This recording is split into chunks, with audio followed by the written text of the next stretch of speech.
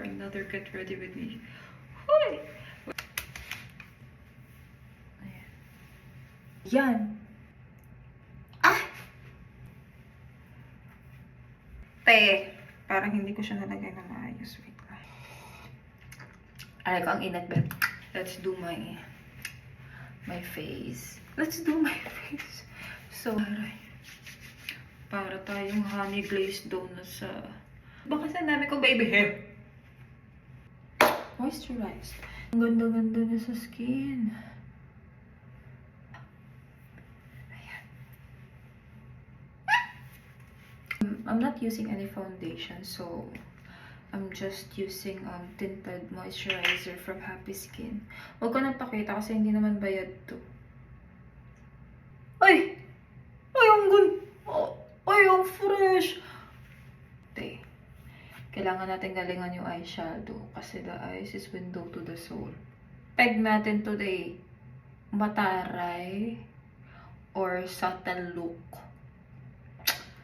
Subtle na di mo maintindihan o ganyan. Bukas na ba yung mata ko? Okay na yan! Pwede na yan!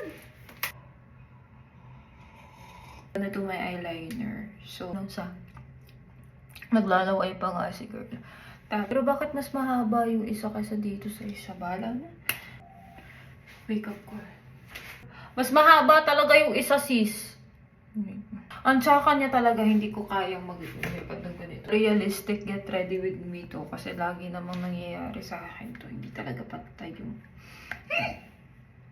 Masyado pa maaga para ma-bad trip po, hindi. Ayan, inabaan ko na. Happy na tayong lahat. Okay na yan. Nagpapray ako na sana habaan yung pasensya ko gaya ng paghaba ng mga lashes ko. Crucial din yung kilay sa akin, sis. Kasi nga, dapat dito palang pak na. Ipisilin ko lang sila ng very light para lang magstay sila. Ito na nga ng kamay ito. Gigigil lang. I-blend ko lang kasi baka babash tayo. Ayan. Tawag dito. Blush. Pataas.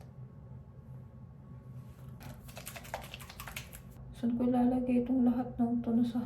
Dito sa side. Shining, shimmering, splendid ka dyan.